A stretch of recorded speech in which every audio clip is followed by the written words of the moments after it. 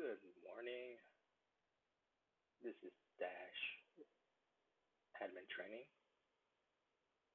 If you're one of our vConsole customers, we're no longer doing the live trainings for vConsole. However, you can find a recorded training on our website, VirtualPBX.com. Mouse over support and select vConsole support. And if you scroll down about a third of the way down, you will see the vConsole training videos. We actually do also have recorded trainings of Dash on our Dash support pages. Again, mouse over Dash support, scroll down, and you'll see the videos for Dash. For both platforms, we also do have written guides with screenshots. Just scroll further down and look for the feature that you want to work with, and you'll see those various guides. All right, on the page here, you see our Dash login page, which is just dash.virtualpbx.com. And then your login information is your email address, and be your password, which is hopefully emailed to you. And then the account name, which is typically your company name. It could be your individual name if you just signed up under your own name. And then for most people, I say, hey, just click on the remember me box, excuse me.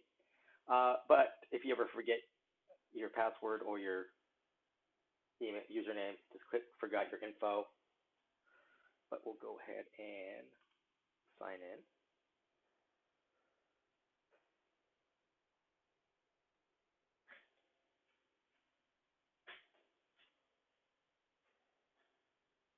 And here we have our dashboard. Now, if you've just signed up or it's your very first time signing into Dash, you're actually not going to see this page right away. You'll see your actual account info or your info. So on this page here, you can change your time zone for yourself, your format for your date and time. You can also update your email password. You also have the account level settings because I'm an admin on this particular account. So I can change the account time zone, for example. Now, this is a test account, so it doesn't have everything that your account would. So on your accounts, you'll also have a section over here on the left, lower down, for your billing information. You'll see things like you can update your credit card, for example. You can see what service plan you're on, etc. Also, for the first time logging in, the Dash wizard will come up highlighting these things and what you can do. When you're done, just click on the close box here, and then you'll be here on the dashboard. So along the top here, again, you've got your name and account, which, again, you can get your account information. Got the little question mark icon, so you can chat, which will get you to our support team to get live chat support. You've got a link here to take you to our support pages. Over here, you've got our online store, so you can buy a VoIP phone if you need one, or a router, or even headsets. Up here, we have the web phone. Now, this shows up because I have a web phone associated with my user, but this will open up a new tab and let you make use of the web phone. We got the hamburger icon, or the menu icon. These get you to additional features that have been added to Dash. In some cases, like ACD queues, for example, there are fees associated with those features, and I'll make sure to highlight those as they come up. And then we've got the logout icon here. Now over here on the left, as you see, we're here on the dashboard, and then we have these other major categories. We'll be covering all of them. But these are the nuts and bolts of Dash in terms of getting your account set up the way you want it. And then here we got your total users. So these are all the people on your account. Typically, they're making and receiving calls. They probably have devices, etc. Depending on your plan, that could increase your bill if you add more users. So just be aware of that. Next up, we got devices, 53. Now, this is spread out among all my users. I might even have some that aren't assigned to a user. But then we got them broken down, right? So cell phone, most people know what that is. The web phone, which I've mentioned already, it's a type of soft phone, right? So I guess VoIP phones in general is a class of devices, right? Uses the is voice over internet protocol, right? It uses internet to make and receive calls. So first you got your physical VoIP phones, which we list here as SIP phones.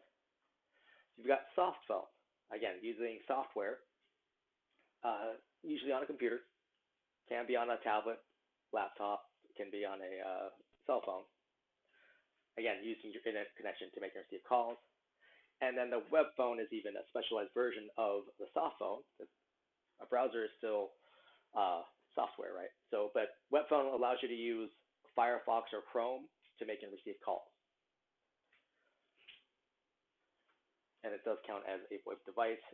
However, as far as I know, on every plan, the web phone is actually included. So you can just add those to all your users. So soft phone, again, software application, but making use of your internet connection. We've got the physical VoIP phone here, SIP phones, and then we have landline. Now, unregistered devices, this is in relation to our VoIP devices, saying, hey, they're not connected. So the system cannot send calls to that. You're not going to be able to make calls out from them. The only time a cell phone or a landline would show up as unregistered is if you actually disabled it in your dashboard. All right, total numbers. These are all the phone numbers on your account. Your account includes anywhere from like 1 to 15 phone numbers as part of your plan. Once you go over that allotment, you'd be paying extra anywhere, I think it's either between $199 to $499 per month per phone number. I believe that depends on the plan you're on. So more than likely, I'm paying a lot for these phone numbers. And then we've got to broken down. So first we have assigned numbers and spare numbers. Assigned numbers means you're using it. It's going someplace, right? It can go directly to your salesperson, Bob. It could go to your receptionist ring group. It could be one of your main numbers. It can be your fax box number, conference number, etc. In some way or fashion, when someone calls that number, it goes somewhere on your system. Spare numbers, you're not using them. You haven't assigned them anywhere. If someone calls them, they're going to get a busy tone. Now, they still count as part of your allotment. So if you're over your allotment, you'd be paying extra for these phone numbers. Why you would have spare numbers? Say you got a block of 10 numbers that are sequential and you're just waiting. You haven't gotten to those last two numbers yet. Or you use a number for a special promotion, right? So say you've got Halloween coming up. We're going to have Halloween promotion. You're like, okay, now we can use this number for this promotion. And once Halloween's over, you can unassign that number so you don't keep getting calls on a promotion that's no longer running. And then reuse it later for your next promotion. All right, the next breakdown, we have USDID versus US toll-free. Right, toll-free is an 800 number, 888, all the way down to 833. USDID just means US local number, right? So a number, say, in Santa Fe, New Mexico versus a number in Raleigh, North Carolina.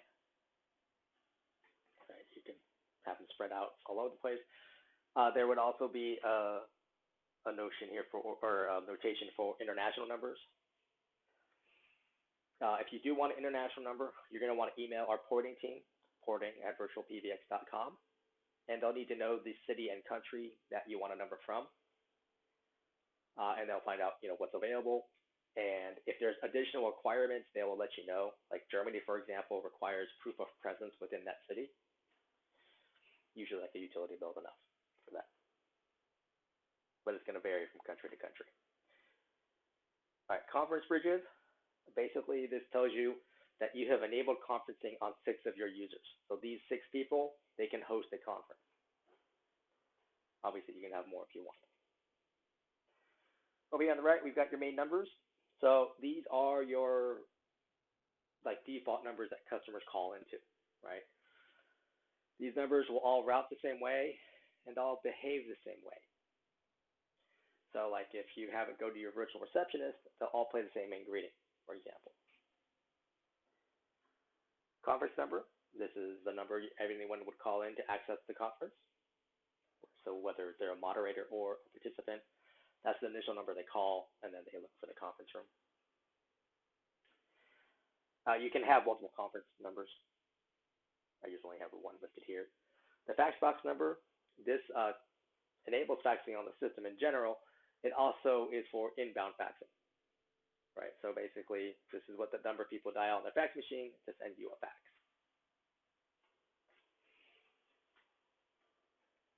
All right, company directory, this just downloads a text file, shows everyone's extension number. The cell phone directory, fairly new. This is to work in conjunction with the VirtualPBX cell phone app. What it does is it downloads a file, you upload it then to your cell phone, and it shows on your contact list on the cell phone all your company contacts will show up in your contact list on the cell phone app. You can actually see if they're on a call or not, and you can just call them directly from the cell phone. All right. Next up, we've got the store discount codes. Just for being a Dash customer, you get a discount on anything you buy through our web store. And then lastly, we've got the account realm. This is used for a couple things. One is to set up either a third-party cell phone application or a VoIP phone that isn't auto-provisionable, right? So basically just devices that don't fit in any other category. It is also used in faxing out. So to fax out on Dash, it's email to fax. You would create an email. In the to field of that email, you put the plus sign, number 1, and then the area code and phone number of where you're faxing to, right? The destination number, or @ symbol, and then your account roll. And then you simply attach a PDF or a TIFF file to that email and send it off. And then the system takes that email, grabs the attachment, and sends that out as a fax. Now, keep in mind, anything you type in the body of that email doesn't get sent, right? So if you need a cover sheet for that fax, you need to actually include that as part of your attachment. And the system only faxes out one attachment. So like if you added 5 attachments, one of those 5 goes out, and as far as I've seen, it's pretty random which one it goes. So just one attachment for email. All right, up here at the top, we've got the company caller ID. Now, fortunately, my streaming software doesn't always show the pull-down menus properly, but you can select any of your main numbers. Then here, we've got the company caller ID name. CNAME is the industry term. This allows you to put text in front of your, as part of your caller ID. You can enter in up to 15 characters. That 15 characters includes spaces or special characters. The industry standard, not something we can change. But once you enter that and hit Save Changes, that information gets transmitted to the other carriers that support CNAME, and they update their servers. That process can take up to 3 business days. It's normally a little bit quicker than that, but every now and then it does take that long. A couple caveats about CNAME. Not every carrier supports it.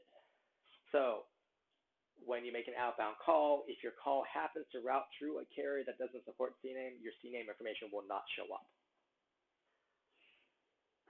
Even for the telecom companies who do support CNAME, it's not a high priority, right?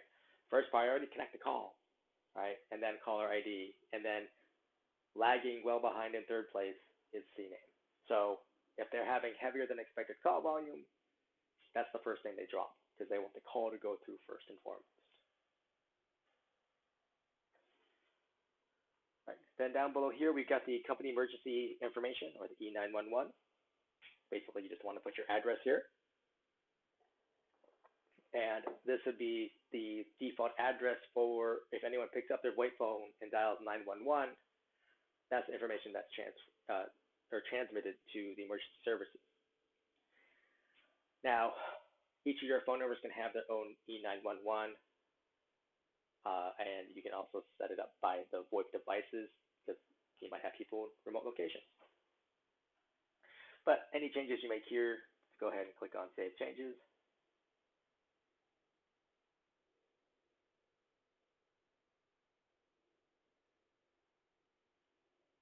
And then we got hold music. So on Dash, Hold music is defined as after a call has reached a user, and then that user presses hold on their wait phone. That's when hold music will play. Now on Dash, you can upload your own music file. It accepts .wav or .mp3. I just click upload, and you find the file on your computer, and then you press little blue and white up arrow here, and it'll add it to the system. Now, in addition to it either being on .wav or .mp3, you want to record it in mono, not in stereo, and you want to have the file under 1 megabyte. Sometimes files larger than 1 megabyte fail, or just sit there and make you wait for a while before you, I don't know if it actually went through. So under 1 megabyte, it consistently makes uploads completely. The reason to record it in mono is one, that saves you file size, but two, it's because when you call someone, right, over the phone, you only hear it through one speaker. So it's a mono channel device. We have had customers who've uploaded stereo files. Often they hear static when they then call in to test. Sometimes they hear just dead air, just nothing is playing. So record in mono. Again, click on Save Change. Now hours is actually a subset of main number. So I'm just going to go over to the main number section here.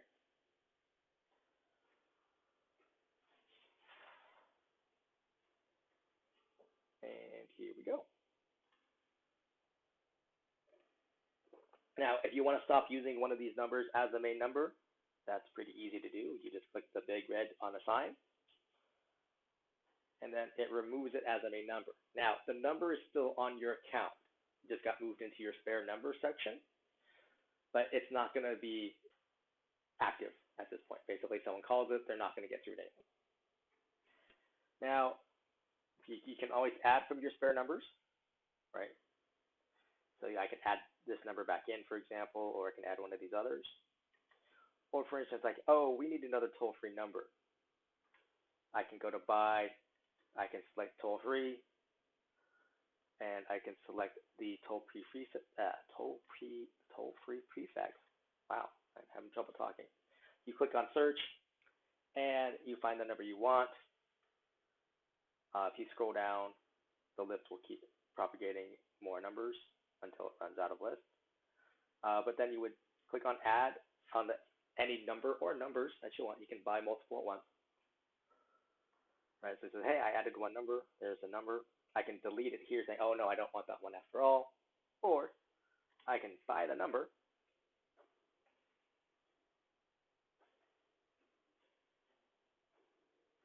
And now it's basically verifying the number was still available, then adding it to my account and activating. And now I have that new main number. Similar process for local numbers is that instead of selecting a prefix, you enter in the area code you're looking for. Now, if you enter in an area code that is exhausted of numbers, like 408. So 408 was one of the original area codes that was created in 1947. Typically speaking, if you see an area code with a 0 or a 1, that is one of those original area codes. Most of those are, if not exhausted, really close. So it's not uncommon to run into where there's no numbers available.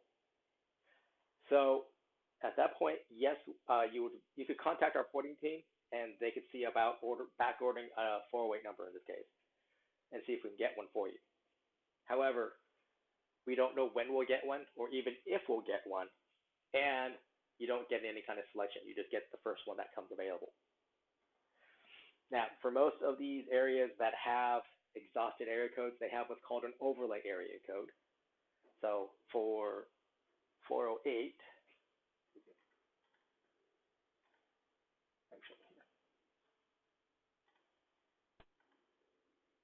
so the overlay for 408 is 669. So then I can do a search for that, and there's plenty of numbers. So for like places like New York City, for example, multiple overlays, you probably know, if you're in the area, you probably know the area codes you can look up. Same for like Los Angeles, etc. So just something to keep in mind when you order numbers.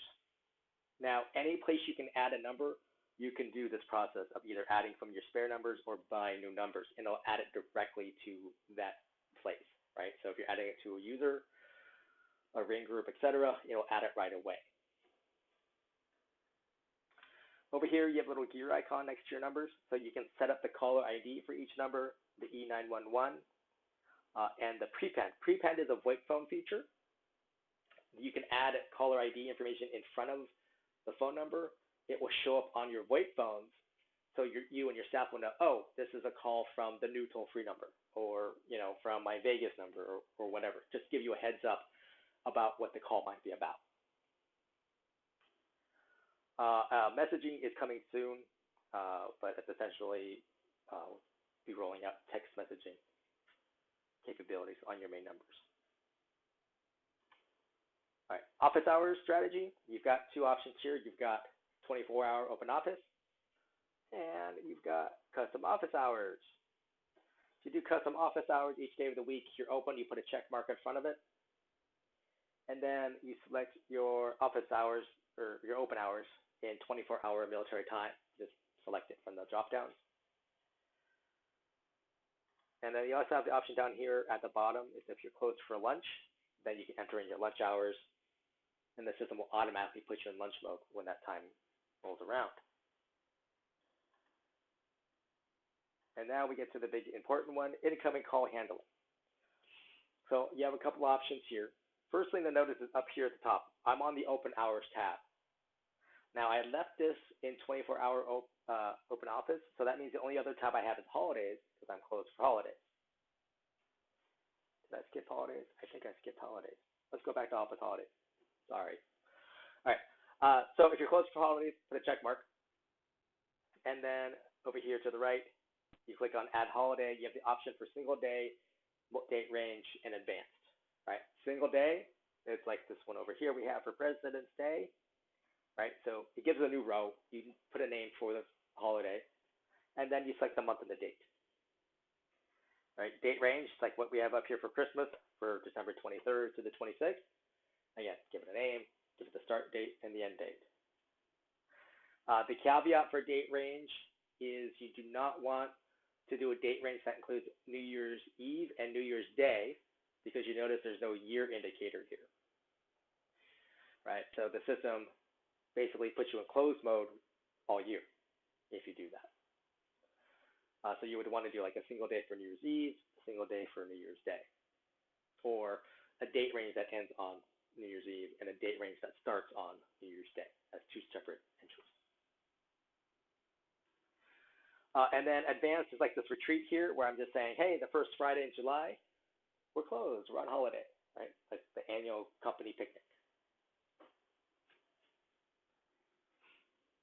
All right. Let's go back to incoming call handling. So again, you've got your open hours, you have your holidays. If you're on the custom office hours, you would also have an after hours and then potentially a lunch hours tab showing up here. But these tabs all have the same option. Now, so the first one here, so this, again, this all pertains to your main numbers only, right? So the 702 number and those other, the 800 number I added, etc. So calls come in, I'm going to say, hey, they're going to go to the virtual receptionist. This is a link. We'll open up. So on the left-hand side here, my main menu, this is what people can press on their phone to navigate through the phone system, right? Typically, I said, 1 for sale, 2 for support. This menu gets changed often because we use it for a number of things. And then on the right, we've got your greeting options.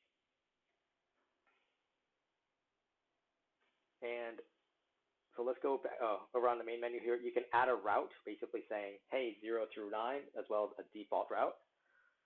And then where do you want it to go? So like up here, you've got the Smart Directory. I can send it to a specific person, right, one of my users. Scroll down, scroll down. I can send it to one of my call queues by making use of ACD queues. I can send it to a specific phone, right, a specific device. I can actually have it go to a media file, so it'll play like a greeting of some sort. The caveat for the greeting is once the greeting ends, the call ends. And then I can send it to a ring group, right? So a group of people, department, essentially. Just keeping that, just as a brief aside, an ACD queue is a more powerful version of a group, right? Groups is just, hey, you send it to department, it's got some basic call routing options and some features, whereas queues have more advanced routing options, but there are some differences, and I'll get into those. And then advanced call flows main DISA. This is direct inward system access. It's a fairly specialized feature. It's something you would have to request to be enabled. And then you have the option here for voicemail boxes.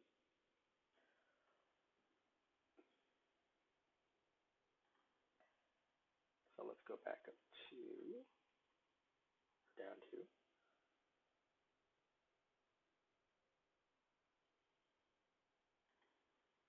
A ring group. And then you have little icons next to the types, right? So little single person goes, hey, going to one person. This is the voicemail icon. This is a group. This will be for a queue, right? Headset, and then smart directory. But the media file is a little music. All right, greeting types, text to speech. You type in a greeting, you click update, and then you would click save and then save changes. It's gonna play. It's a computerized, slightly robotic sounding voice. You can upload your own files. Again, .wav, .mp3, recorded in mono under 1 megabyte. So I'll give it a name, find the file, click update. You can choose from existing recordings, so anything you've already uploaded, previous text-to-speech greetings, etc. You can record it over the phone. So on a new account, right, you don't have a greeting set up, you can call into your numbers. This assumes you have a VoIP phone on the account. And then you can enter in the PIN number right there. This PIN number changes by the time of day, right? So I have open hours and I have holiday hours. So my holiday hours PIN number is different than my open hours, and it's only active during those hours, right? So if I want to change my holiday greeting, I need to make sure my system's in the holiday, so then I can call in and record it for the holiday message. Now, the first time you call in like this, right, the system will say there's no menu set up for this phone number. You can enter in the PIN number, and then it'll walk you through recording your greeting. If you already have a greeting, you can always enter the PIN number once you hear the greeting play. So a couple things to be aware of. If you don't have a VoIP phone on the account, let's say you're only going to be using cell phones and landlines, but you still want to record over the phone, you can do so. You just need to send an email to support@virtualpbx.com and say, I want to be able to record my greeting from an outside line. Support will get that. They'll basically turn on that ability, so then you can call in, record it over with your cell phone or landline, and you're all set. We would just ask that you then send a response back saying, yes, I'm done, so we can take that off, just as a security precaution so that someone doesn't randomly try to call in and try to enter PIN numbers and change your greeting on you. Which brings me to my next point. When you record over the phone, if you already have a greeting in place, right? So let's say greeting A is up, it's playing right now. And you're like, oh, all right, Halloween's coming up. We want a new special greeting just for Halloween. You can call in, record over the phone, right? Enter this PIN number, system prompts you, you make a new greeting. Well, since you already had greeting A in place, the file name greeting A stays the same, but the content just changed to what you recorded. And then that original content is gone. So that's something to just heads up about. And then we have professional recording services. When you click order, this will take you to a different website, a company we partner with called Snap Recordings. They have like 80 to 100 voice to choose from between men and women. They have different versions of English, like you can have UK English or Australian English, as well as US English. As well as I believe they have French and Russian, or French and Spanish, and different versions of those. Excuse me.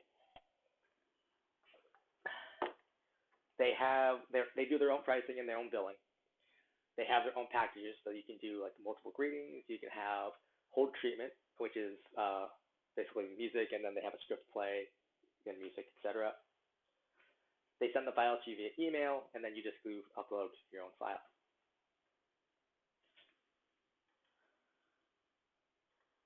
All right, settings here. Number of retries on this dial. Basically, how many times can someone say that they called in and they keep pressing 7? After that second time, that caller, in this case, is going to go to this default route, and they'll go to Smart Directory. Now, lately, I have been recommending against having a default route, and that's because of robodialers, right? Because robodialers can call in, they'll hear your greeting play a couple times, and then they'll go to the default route.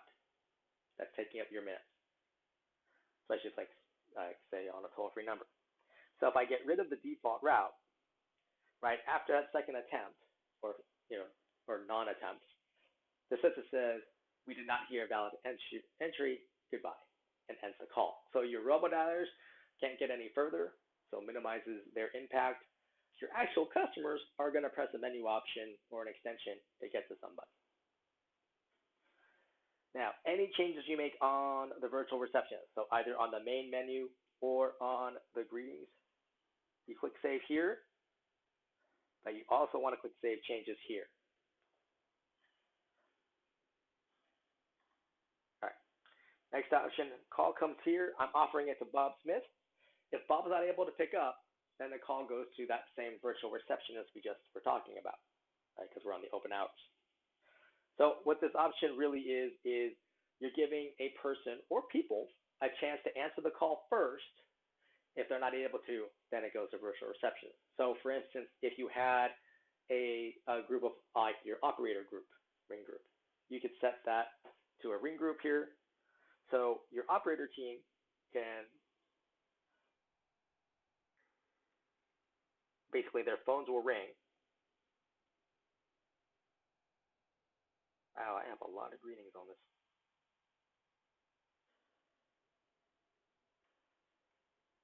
Okay, I'll send it to the support group here, right? So all the members in this group will ring. One of them can pick up if they're available, right? If it's a busy day, they probably can't pick up. So then your inbound caller gets you your same virtual receptionist. They can hit a menu option or an extension to speak to someone. But basically, it gives someone a chance to answer the call first, right? It's a more personal kind of approach. But hey, you got a chance to speak to someone first. All right. Third option, call comes in. Again, I'm offering it to Bob. Again, I can offer it to the group. I can offer it to a queue. I can offer it to a media file, etc.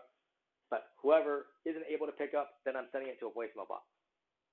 Additionally, this has one other option here at the very bottom.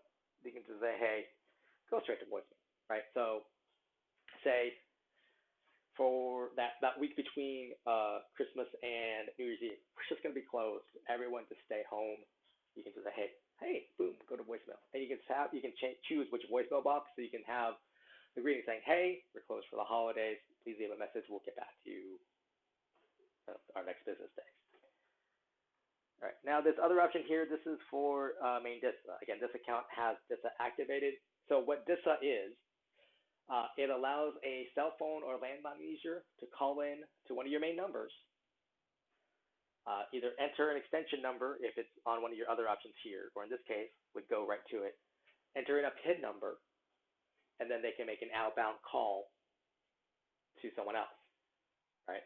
So from my cell phone, I call into my 800 number, then I enter in the DISA PIN number, then I hear dial tone again, and I can enter a number, so I can call a customer, and then call them. And then what the customer sees on the caller ID is the 800 number I dialed into. They don't see my cell phone number.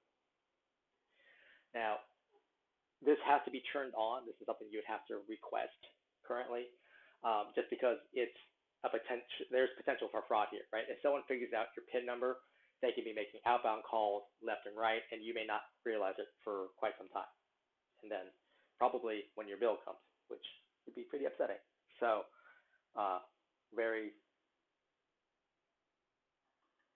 let's just say our security people are concerned about the usage of it. So that's why it's behind. It's like you have to request it. So now for incoming call handling under holidays, you still have these same options. Let's say one thing you should be aware of, the virtual receptionist is different, right? You can have completely different menu options. Obviously, you can have a different greeting. You can have different number of replays, etc. And that would also apply for after hours or for the lunch hours if you set that up. Main conference number, again, you can add multiple numbers. You have the option here for a custom greeting. That's kind of a misnomer, however, because it's only text-to-speech. So you can type whatever you want. And then you would click Save. Once you add a main conference number, then you can make use of the conference feature on the individual users. So you need to add the conference number first. Main fax box number. Again, you can have one fax box number. Now, on this account, the fax box is broken. Again, because it's a test account. But on your account, if you click on this Edit Fax Box, you'll get a window popping up, and you'll have two fields. The first field is for inbound notification, meaning when a fax comes in, who's getting the fax? You put an email address in. That email address gets an email saying, you have a new fax. Here's a PDF. You can click on it and open it and take a look at it, or forward it to whoever needs to be forwarded to. The second box is for outbound permission. Now, if you own your own company name, say like at abccleaners.com, right? So you have that email domain. Everyone in your company has an email address that ends that way. You can add that domain to that second field here. Anyone in your company who has that email address, right, can then send a fax out. They don't need to be user on Dash. They just need to have, Bob at abccleaners.com. They can then send out a fax, right? Create an email in the to field, +1 area code and phone number, little @ symbol, your account realm, attach a PDF.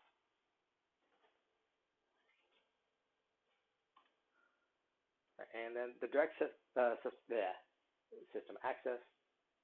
Again, here you can disable it. If you edit the settings, all right, here's where you add the PIN number. You can always disable. You get rid of an extension number, for instance. So if you don't give it an extension number, then the only way they can get through is through a menu option. All right, but if I edit again, I can say, hey, I can add extension. I can enter in that extension number, for example, and now any of my employees, for instance, can call in to the main number, get the virtual receptionist, enter in that extension number, and then that PIN number, and they can make an outbound call from a cell phone or landline.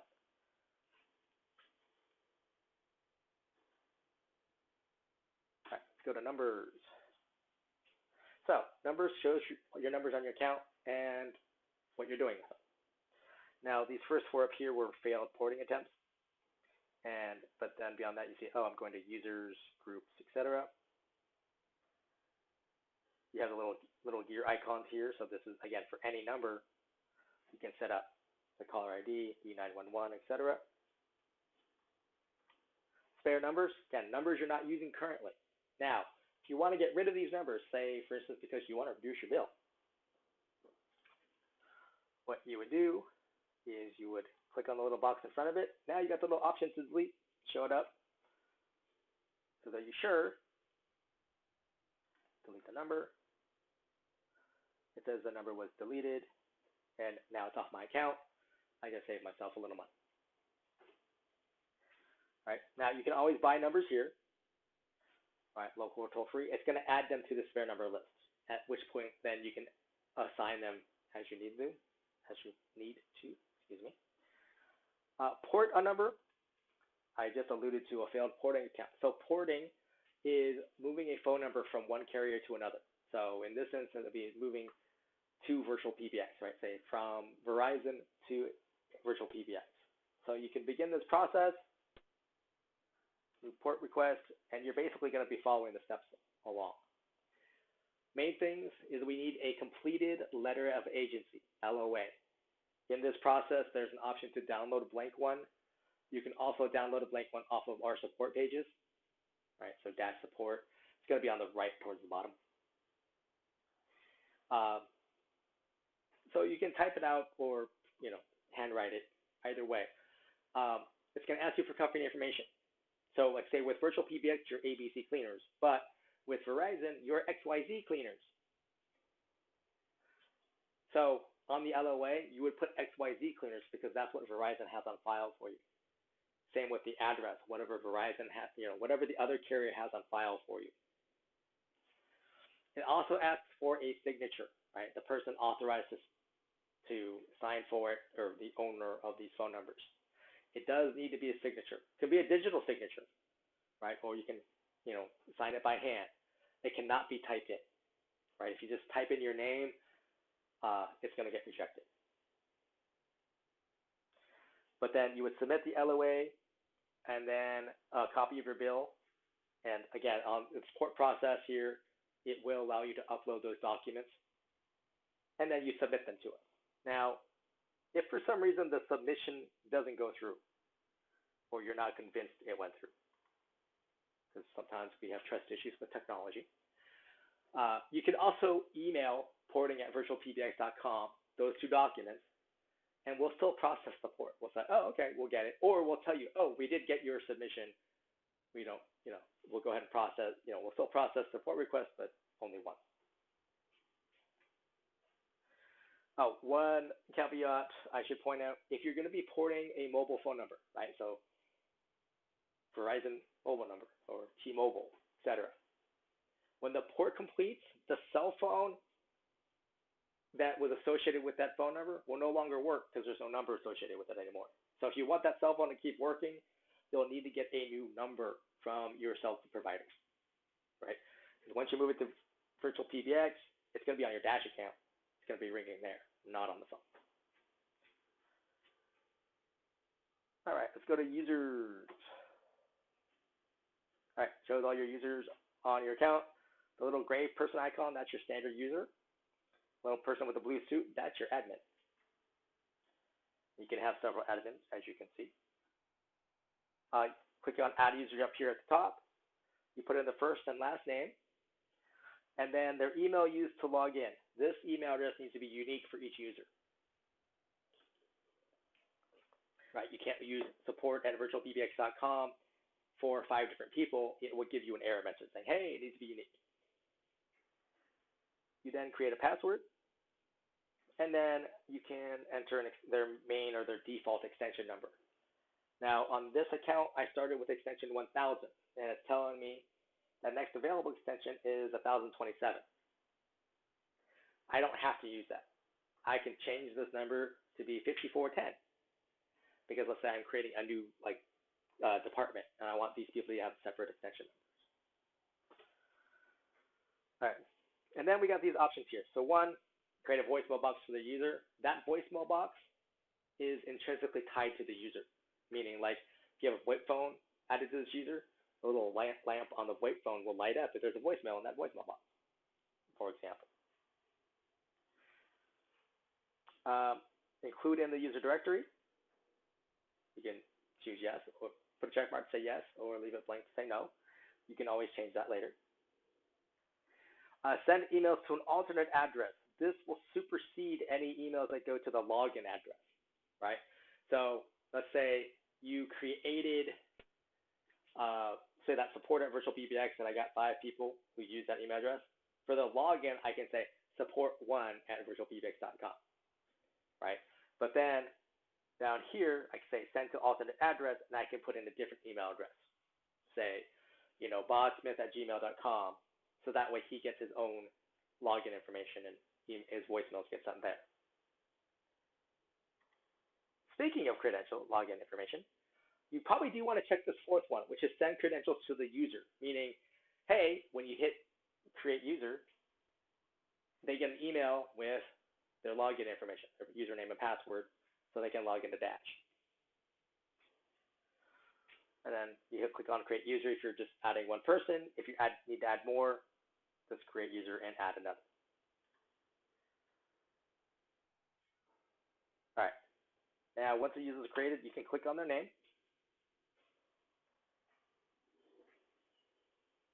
You can always change their name. You can change their credentials, so their email, their password. You also, as an admin right here, have this option here to resend their password information. So if you have a user who forgot their password, instead of typing a new one that they're probably going to forget again in a week or two or whatever, say, here, send an email to them. They can create their own password, hopefully one they'll remember, and that way they'll leave you alone about this. And then any changes, save changes. Change PIN number on the voicemail box. So if your users are going to have VoIP phones, you don't have to change or set up their PINs for their voicemail boxes. Because what they can do from their VoIP phones, pick up the handset, hit *98, that automatically logs them into their default or their main voicemail box. The first time they do that, the system will prompt them to create a PIN number as well as record the voicemail greeting. Now, if your users are using cell phones and landlines, you do need to create a PIN number for each one of those.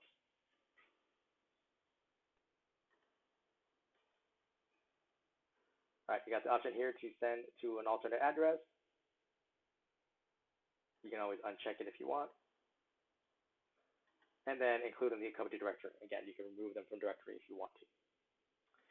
We're here, this is a pull down, which you can change a user to an admin or an admin back to a user. I would just ask if you just signed up and you're the only person on the account, to not change yourself to a user until you've added someone else as an admin. Up here is the time zone, so you can set the time zone for each user if they're different than, say, the company time zone. Here we've got the language. This one's set to French for some reason. English, French, German, and Russian are the available options. The ringing timeout, this one is set to 45 seconds. The default is actually 20 seconds.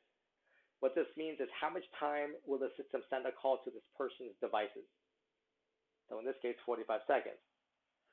Now, 20 seconds is plenty of time to say for like a hardwired phone, right? So a landline or a VoIP phone that's plugged in via Ethernet. Even usually sometimes with over Wi-Fi. However, 20 seconds is usually not enough time to send a call to a cell phone, right? So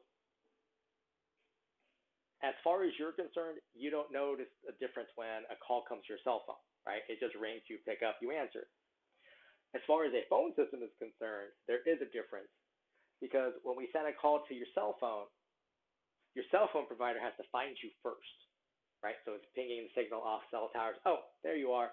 Then it sends the call, right? That extra time, to us, when you're just sitting there receiving a call, you don't know it, right? You don't notice that there was any kind of time difference. But the phone system here will notice.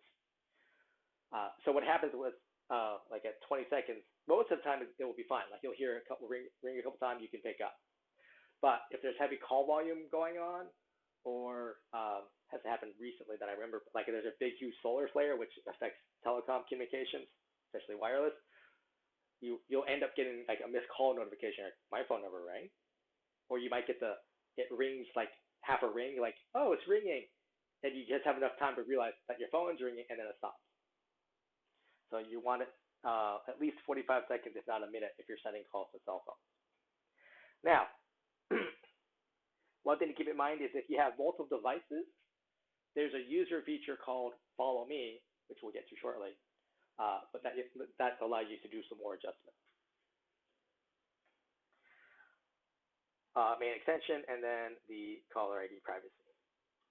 Pretty much set those to default. Speaking of the extensions, you can click on the extension box here. You can add users or add multiple extensions to a user. So like the use case I know best is our head of our sales team. Whenever a salesperson leaves the company, he immediately takes over their extension. So that way, until there's a replacement, any calls that come into that extension, he will either get himself or he'll at least get the voicemail so that he can send to one of his other sales members. So that way they're not losing any potential sales. As I have alluded to before, users can have their own phone numbers. In fact, they can have multiple. You can add from spare or you can buy directly. And again, when you do it here, it adds it right to this person. Next up, we've got the devices. You can have multiple devices on the user. You can add from spare. This means a device you've already added to the system, just not assigned to someone yet. Or let's go right here into new device. All right, so first one up is SIP phone, right? This is the physical VoIP phone, sits on your desk. You've got these manufacturers to choose from. You can choose the brand and the model. It's going to ask you for a name, right? So Bob's phone. And then it's going to ask for the MAC address. MAC address is unique to each device. Often it's a sticker on the back of the phone. Most phones, you can go through the phone's menu and find the MAC address as well. But then once you've done that, you click on Create Device here. And then you click Save Changes here. So as far as Dash is concerned, you're done. You're not done, but what you would need to do then is log into that phone's web interface.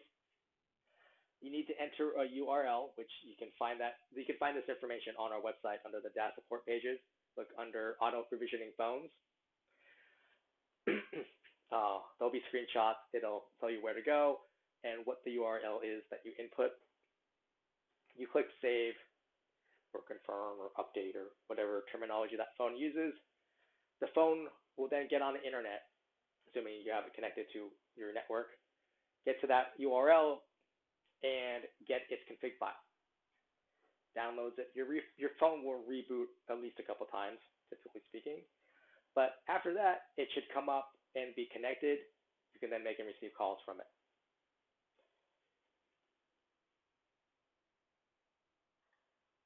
All right, next up is cell phone. Cell phone and landlines are the same, essentially. They just have different labels. But you give it a name, and then you put +1 area code and phone number, and then you click on Create Device. Now, when Dash sends a call to a cell phone or landline, right, your phone's going to ring. You pick up. You're going to hear a message saying, this is a forwarded call. Please press 1. When you press 1, you're telling the system, yes, you are there, and yes, you want to take this call. It will then connect the other person to you. That doesn't work for everyone because let's say, for instance, you're actually sending the call to an automated answering service. Then what you would do is go to that device's advanced settings, and you'll put a check mark here, allow use of cell phone's voicemail. What that does is you don't have to press 1 anymore, right? Instead, when we hear that pickup tone, or when Dash hears that pickup tone, it just connects the call. So your automated answering service handles the call from that point forward. Right now, if this is your actual cell phone, then what can happen is your cell phone voicemail can pick up, the inbound caller gets to your cell phone's voicemail. Some people love this. Some people don't want it. So purely up to you. The other one here is to keep original caller ID. So if it's checked, what that means is on your phone, you see the caller ID of the person who's calling you, right? So Bob is calling, you see Bob's phone number show up on your cell phone. If I uncheck this,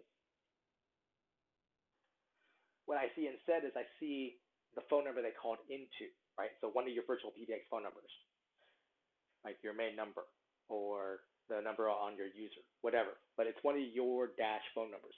That will show up as your caller ID. So now you know, oh, this is a work call versus some rando telemarketer, is your hope. But it's a good way to let you know, oh, it's a work call versus some other random call.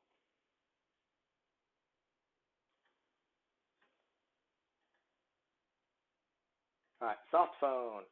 So one, you get this warning message basically saying, hey, soft phones can be on any number of kinds of devices, which means you could be moving around, meaning your E91 information may not be accurate.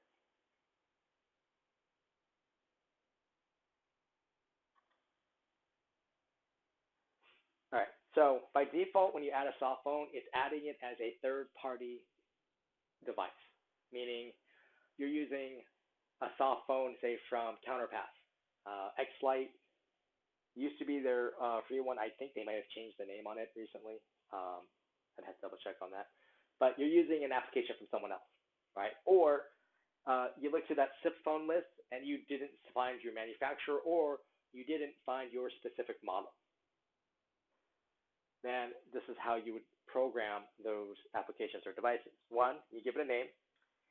You would use the SIP username, and then you click on the SIP user password box here to see the SIP password, and then the account role, right? Those three things are what you would need to program the application or other phone. Now, and then you would click on Create Device to Save Changes. Now, if you want to use a VirtualPBX soft phone, you would still start here by adding soft phone, but see where it says use third-party application and it's all grayed out? If you click on that, it flips it. Use VirtualPBX application. You give it a device name. You click on Create Device, and then you would click on Save Changes. So what happens is when you click the Save Changes here on the user, this person gets an email, boom, saying, hey, your soft phone's created. Here's your username. Here's your password. You can download it from the App Store if you're using it on your cell phone, right? So the Google Play Store or the iTunes Store.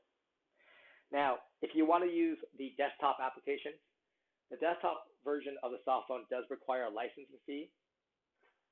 So you just want to order it from the store up here and just look up soft phone.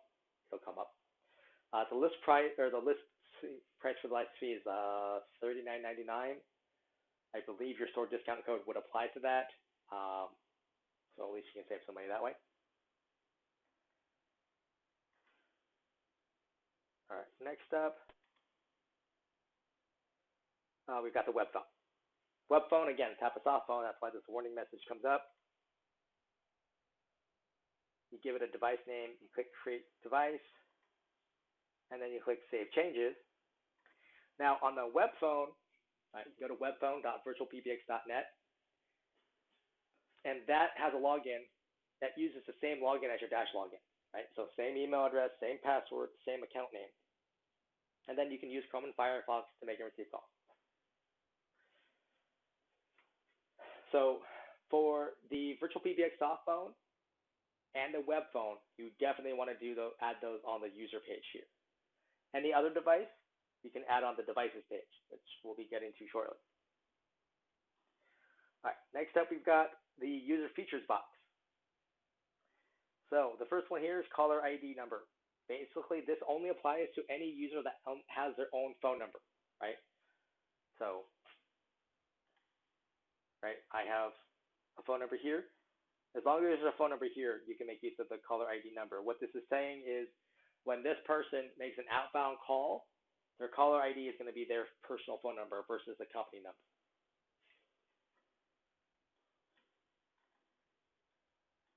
Next up, we've got call forwarding. Now, call forwarding is a feature your users can set up themselves. You don't have to do it for them every time. But basically, it's saying, hey, I'm not going to be at my normal phone that I use every day. When a call comes to my user, send it to this other device. Right? That other device shouldn't be on the account, right? Or it should not be like a device on the user. It's the backup phone, right? So up here, you've got a couple options. You got off, on, and failover mode. So off means you're not using it. On means you are. Failover means, hey, your VoIP phone, the system detected that your VoIP phone is no longer registered. And a call happens to come in to your user at that time, the system will automatically send it to your forwarding device. Kind of a neat feature in my opinion. Right, and then you select the kind of device, and then you put +1 area code and phone number. You click on Save Changes. For your users, they can actually set up call forwarding directly from their VoIP phone. There's a set of feature codes that allows them to do that. They can also do so through the user portal. Hot desking. This is a VoIP feature as well. If you enable it, this is best used in an office environment where people can be at different desks from day to day, right? So on Tuesday, I sit down at desk number 7. I pick up my VoIP phone. I hit *11. That turns on hot desking. The system will then ask me for my hot desk ID, which you would have had as an admin, had to go set up for them. Up to you if you want to enter in a PIN number. But then once they do that, the system will tell them calls will now be sent to this device, right? So calls to my user will go to desk number 7's phone. At the end of my day, I pick up the handset, I hit *12 to turn off hot desking, and I go about my day, right? Wednesday morning, I come in, someone's already at desk 7. I'm like, whatever, not a big deal. Oh, hey, desk 32, you're the winner today. I sit down, I pick up the handset, I hit *11, enter my hot desk ID, and now calls will come to me at this phone.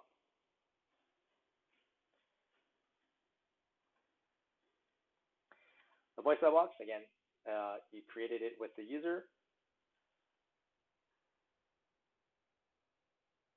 You've got these options here, and these are all things you can adjust under voicemail boxes. Fax box. So you can have your users have their own individual fax boxes if you want, right? This typically would be instead of having a main fax box number. But you would either buy a number or use a spare number, buy a new number, or you can use an extension. I typically recommend using a new phone number or a spare number. If you select the extension, you have to find an extension that's not already in use. But then you're expecting the person who's sending a fax, right, on their fax machine, they dial the main number, they have to wait for the main greeting to play, then they enter the extension number, and then they hit send fax.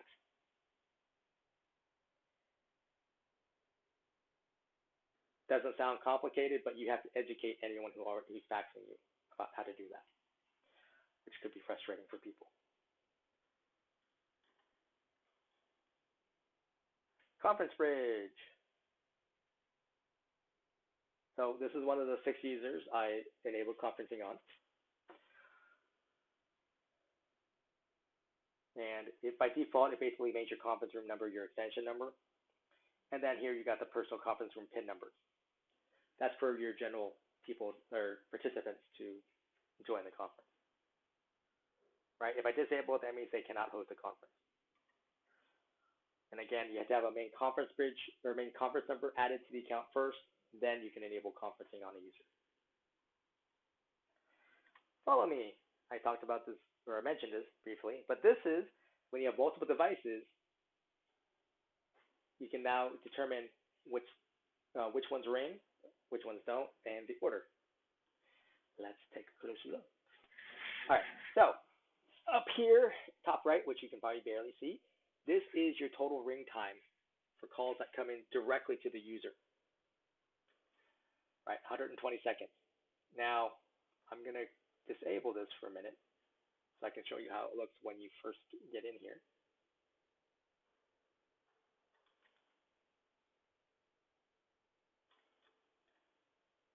First, you click on Enable. Now you notice, oh, everything is set to Do Not Ring. So this is where you choose which devices you want it to use. First, you uncheck each device. Now you have this little 0 green bar. This is a slider. So you can slide it like this, for example. So this is referred to as blast ringing. I am blasting all these devices for the whole time that the call is coming in. Right? They'll stop ringing once I pick up at one of the devices. Now say, oh, I don't really like that. I want to, have it just follow me around. Then I can click on distribute here. So now it's going to ring me on this device, followed by the soft phone, and then the web phone. Now I'm like, well, it's probably better if I'm at my desk more often than wandering around. I can click and drag things around. I can click distribute. So now it's going to add me on, or ring at the soft phone and then the web phone first, and then it's going to hit my cell phone last, meaning, hey, oh, pardon me.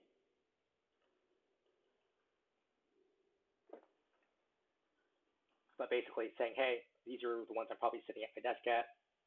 This is me wandering around. And it will just follow in order. And then you click Save Changes. And you're good to go. All right, music on hold. Again, so this is for when the user puts the one on hold. What file do you want to play? So you can have individual hold music for each of your users. But basically saying, hey, user wants to probably see the that chat.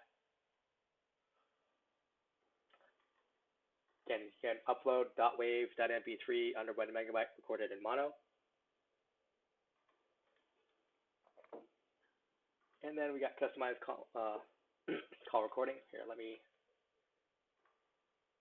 get it back to its default state here. All right, so when you enable, this is how it looks. Right, now you notice account default off, meaning I've enabled it, but I'm not actually recording anything yet. So you have to decide which these types of calls you want recorded. So inbound internal means my coworker Bob called me. Right? Inbound external means a customer called me. Outbound internal means I called Bob. And then outbound external means I'm calling a customer. Right? And then you turn on which ones you want to record on. And then those are just stored on your call recording section. And then lastly, we got the vision here, do not disturb, meaning, hey, this person's out of the office, just send all the callers straight to voicemail so their phones don't keep ringing. All right, groups, shorthand for ring groups, basically a department. You can add a group, you give it a name, you give it an extension number, and then you just click and drag people over that you want to be in the group, and then you click on Create Group. Now, if you click on a name of a group, you can always change the name, and then you've got the dialing repeats, basically how many times is a call going to ring through each of the people in the group. You can also delete a group. If you click on the members box, this is where you can assign people to it, right? So I can add additional people, I can unassign people. This also looks very similar to the follow me settings that we had in the user, right? Because again, here's your total ring time. You can change this to like, be 240 or 60, right? You can click distribute, so it goes in order. And you can click and drag the order around. Click redistribute again, etc. So basically, for a group, you can make it ring in order, in whichever order you want, or you can ring everyone all together, or some kind of combination thereof. Obviously, you can remove people if you don't need to. If you click on the extension box, you can add multiple extensions or remove an extension from a group. Phone numbers, again, this phone number would ring directly into this group, right? They don't have to go through the virtual receptionist. You can add from spare, buy additional. You can set up your icon here. And then we've got the group features.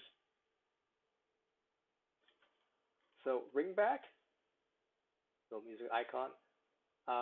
Again, you can upload your own file, .wave.mp3, recorded in mono, under 1 megabyte. So this file will play while the inbound caller is waiting for one of your staff members to pick up. So you want to make sure this file is as long as the ring duration here of the group. So right, default 120 seconds. You want to make sure your file that you upload for ring back is 120 seconds long, because the system won't loop it for you. Obviously, once one of your staff member picks up, the file stops. All right, next action, right? Basically, if no one picks up, what do you want the system to do?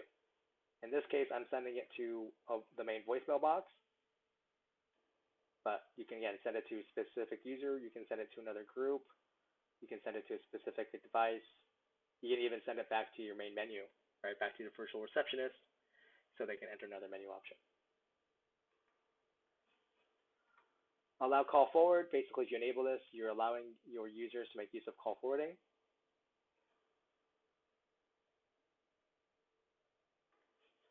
And then caller ID prepend. Again, this is for your VoIP phones.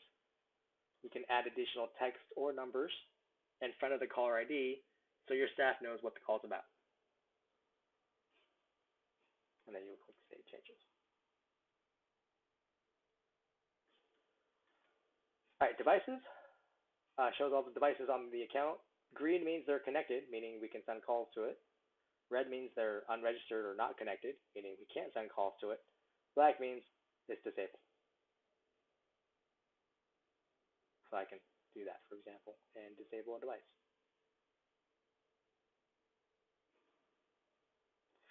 You can add devices up here. Again, the same options as showed up under users. Again, the only caveat I say is for if you're adding the web phone or the VirtualPBX soft phone, you want to do that under the user specifically, but anything else you can add here and then assign to someone else later. Voicemail boxes shows your voicemail boxes on the account. Notice that some have their name associated with it for a user, meaning these are the ones that were created when the user was created. You can create your own voicemail boxes here, give it a name, a voicemail box number, and a PIN. Right, so you would do this, for example, for like one of your ring groups, if you wanted to have its own voicemail box versus using someone, a person's specific voicemail box. When you create a voicemail box, you can upload greeting files. Now, this greeting media for the media and the temporary, this is available on all voicemail boxes. But again, you upload .wav, .mp3, recorded mono under 1 megabyte. So temporary is for, like, you know, someone's going to be out of the office, right? You can select a temporary file and click Save Changes. That file will play even if a media file is selected, right? Once you set the temporary one back to none, then this media file takes back over. Basically, easy way for someone out of office voicemail message to flip between the two.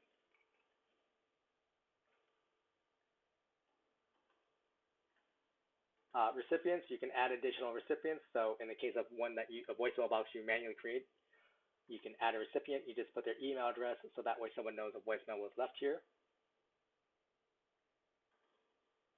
And then options. So once you've added a recipient and uploaded a greeting, you can click the box here for already set up.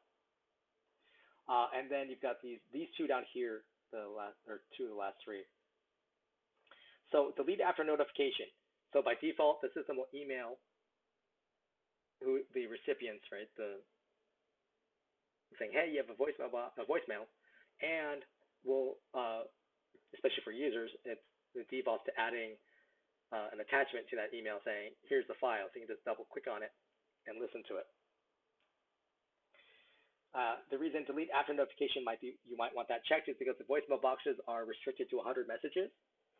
And then once you hit that, anyone who tries to leave a message gets the message, mailbox is full, please try again later.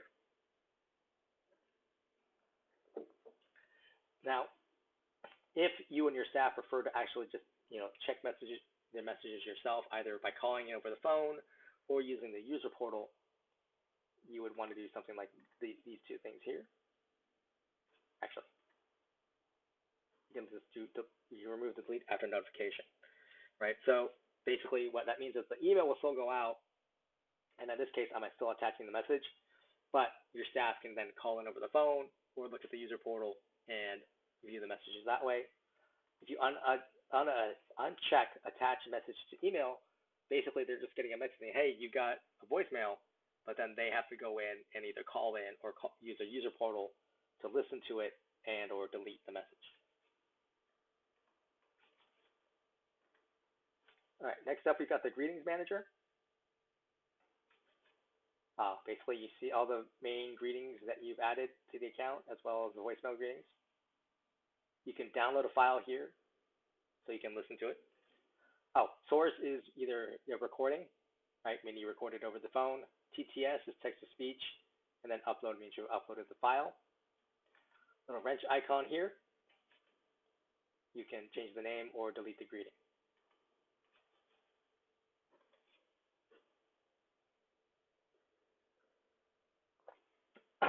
Call logs basically shows your call activity on the account. Green arrow to the right means the call came into the system, and then you can click on the call itself to see where it went. Excuse me. And see what devices it rang to. If you click on the little fire hydrant here, that's the reporting call. Basically, this will create an email that's geared to go to support. I would suggest in that body of the email, just type in what you experienced, right? Saying, hey, the system says this call came in, but my phone didn't actually ring, for example, right? Just give support team an idea of what's happening. Otherwise, you're just going to get an email back saying, so what happened? All right. And you can click on the little gear icon to get some additional technical information, just to get an idea of what happened.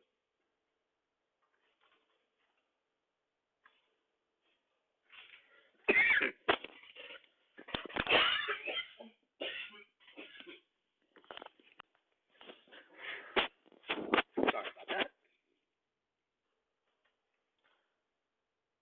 And then you can also look at monthly as well as custom and enter your own fields and download a CSV file if you want to look at it some more. Feature codes, I've already mentioned a couple of these. Basically, these are dial pad shortcuts on a phone. So call center, basically making use of ACD queues.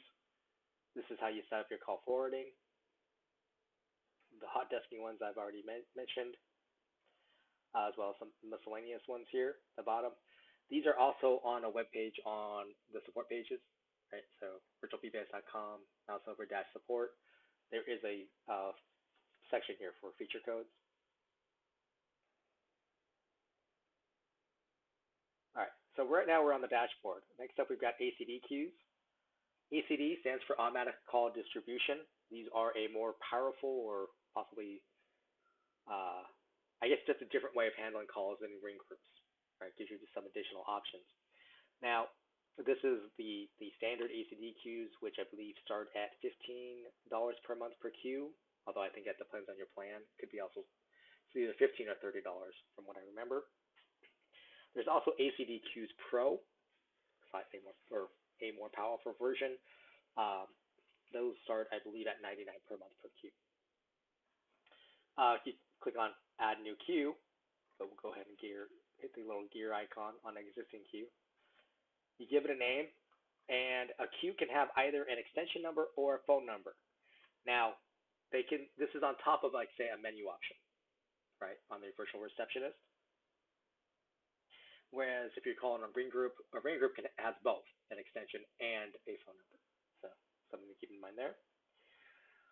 Configuration. So routing strategy. So on a ring group, you can basically go in order, right, in a sequence or all at once, essentially. Whereas on a queue, you can do all at once. That's, I think it's blast ringing or ring all is what it's called. But here, this one is set up to most idle, meaning whichever staff member has been waiting for a call the longest gets the next call that comes in. There's also least offered, meaning whoever's had the least amount of calls sent their way gets the next call come in, meaning, say, Bob's been offered 20 calls, Mary's been offered 5 calls. Next call that comes in goes to Mary. There's also least calls, meaning least amount of connected calls, right? So say Mary is 5 for 5, right? Her 5 calls that she's offered, she answered them all. Bob is not. He had 20 calls, but he's only spoken to 2 people. So the next call that comes in goes to Bob in that particular case. And there's also round robin, which basically equals out over time. Hold treatment, you can upload a music file, .wav, .mp3, recorded mono under 1 megabyte. Queue timeout, basically how much time can someone wait on hold, measured in seconds. Queue call limit, you can limit the number of people who are incoming calls that are in the queue. If you have it set to 0, there's no limit. Escalation queue means, hey, the queue time limit was hit for the caller, you can send them to a second queue. Or escalation call flow after timeout. Basically, the timeout ended. I'm sending it to a voicemail box. Or I can send it to another queue. Actually, you can send it to a specific person. You can actually send it to another queue, the directory, etc. Over here is agent behavior. Recovery time is measured in seconds. So 300 is extraordinarily long. Normally, you're seeing anywhere from 10 to 30 seconds. But basically, what this means is after this person is done with a call, one of your staff member, it'll be 10 seconds or 30 seconds before this queue will offer them a second call. Force away after reject or missed call, excuse me. Basically, if you enable this, means if one of your staff members doesn't answer a call, the system puts them in away mode until they manually put themselves back in ready mode. And then the agent connect timeout means how much time we're trying to reach a particular agent, measured in seconds.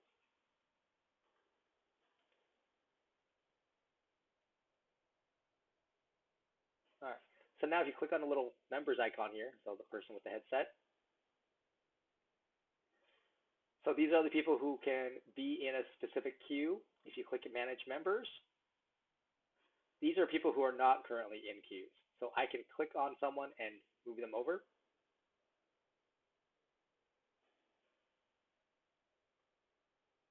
I have two different types of queues.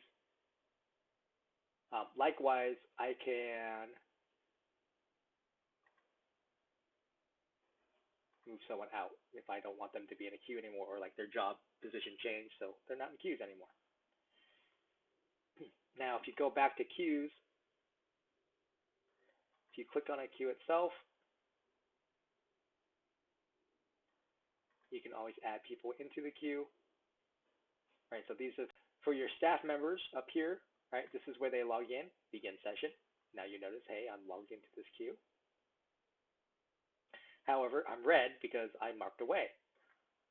I can change myself to ready. Now I'll be green. So I'm ready to take a call. Right, I can also end the session. The little phone icon here, I can choose which device to actually accept calls on. Now, for queues, you can only make use of calls on a VoIP device.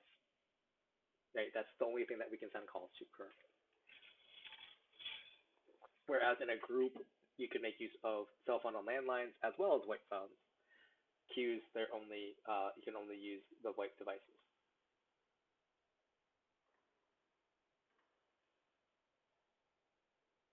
All right, blacklists.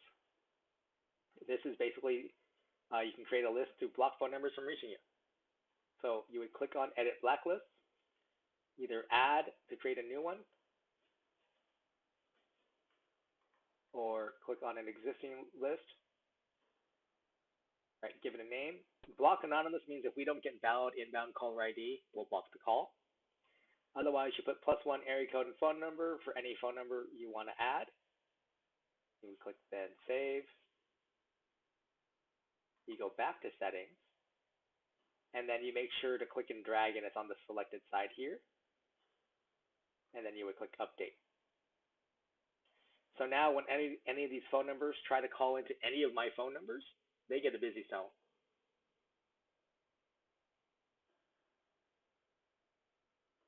All right, any admin can get to the fax manager. So that means you can get to any fax box to see what their inbound faxes is like, or you can check their outbound faxing, as well as see the email to fax logs.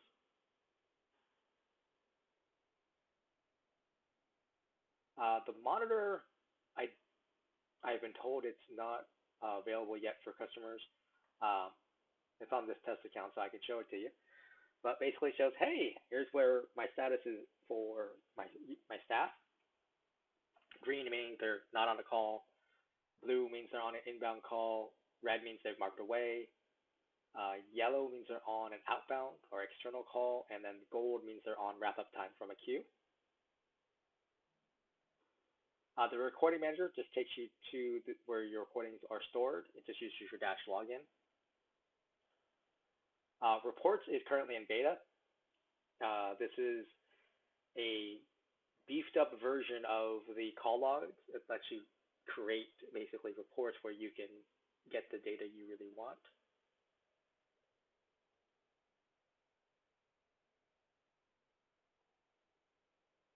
The user portal, every person has their own user portal. So this is where they would check voicemails. Again, I have delete after notification set up here. But if I didn't, you would see the individual voicemails here with options to play back, to save them, or download them.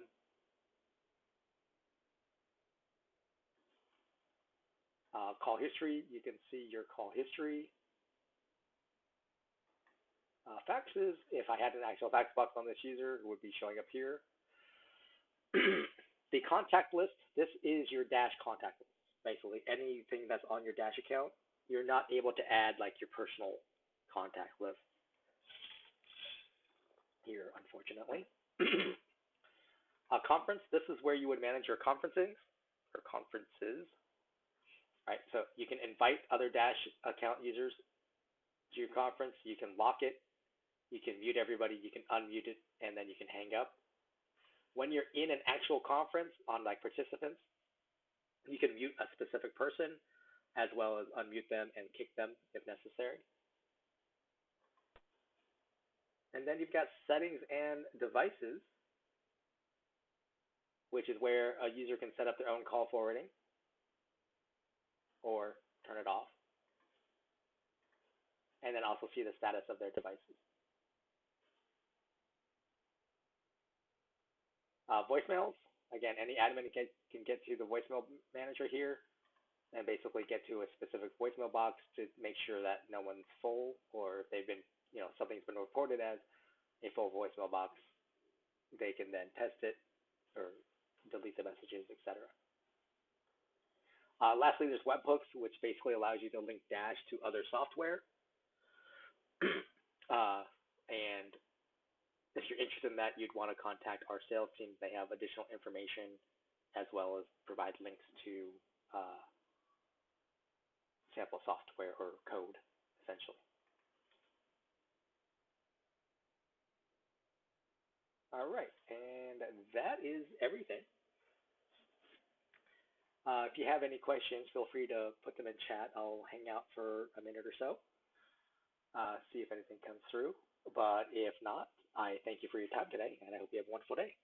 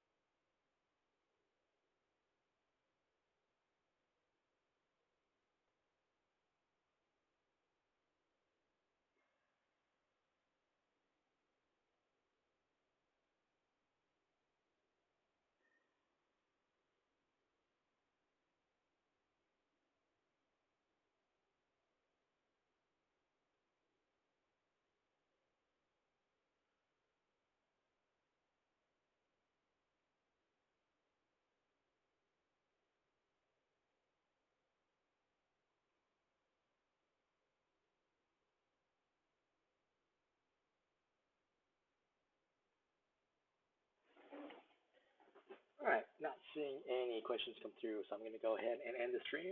Again, thank you for your time today, and I hope you have a wonderful day.